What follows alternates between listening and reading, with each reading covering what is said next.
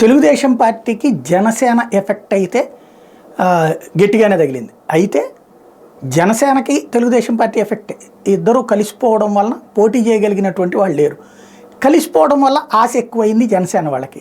దాని సందర్భంలో ఎదురైనటువంటిది పార్టీ కోసం నెలల తరబడి కాదు ఏళ్ల తరబడి పార్టీని ఒక పార్టీ నడపడం అంటే ఏదో ఆషామాషి కాదు. పార్టీ కార్యాలయానికి నెలకొచ్చేటప్పటికి 2 లక్షల నుంచి 5 లక్షలు ఖర్చు అవుతుంది. ఏమీ ఇవ్వకుండా కాస్త టీ ఇచ్చి పంపిస్తే 2 లక్షలు ఖర్చు అవుతుంది.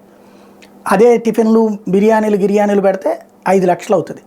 అవి కాకుండా చంద్రబాబు గారి బాదుడే బాదుళ్ళు, ఆ కదలరాలు, ఈ శంకరావాలు ఇట్లాంటి అన్ని కార్యక్రమాలన్నీ కలుపుకుంటే ఏడాదికి కనీసం ఓ 10-12 ప్రోగ్రాములు లేకుండా ఉండవు. ధర్నాలు చేయడము, రాస్తారోకోలు చేయడము, ఉద్యమాలు చేయడము ఇట్లాంటి ప్రతి ప్రోగ్రామ్కి మినిమం 5 లక్షలు.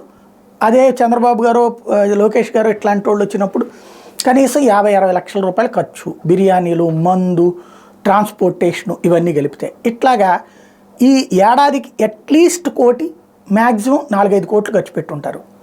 ఇవాళ ఆ సీట్లు తీసుకెళ్ళి పోని ముందే వాళ్ళకి ఏమయ్యా నీకు రేపు పొద్దున జనసేన ఇక్కడికి ఇచ్చే అవకాశం ఉంటుంది వాళ్ళు అంటే ఎందుకంటే జనసేనకి ఏమి ఇవ్వబోతున్నారో చంద్రబాబు గారికి తెలీదా?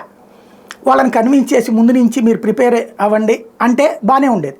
వాళ్ళు కూడా ఇంత గొడవ చేసి ఉండేవాళ్ళు. కానీ అట్ట చేస్తే వాళ్ళు ఖర్చు పెట్టరు, అక్కడ వీళ్ళ కార్యక్రమాలు సక్సెస్ కావు. కాబట్టి వాళ్ళకేం చెప్పకుండా వాళ్ళని వాడేశారు. ఇప్పుడు వాళ్ళ ఆ సీట్లు వచ్చి జనసేనకి ఇస్తుంటే రగలదా? మరి ఆగ్రహం ఉండదా?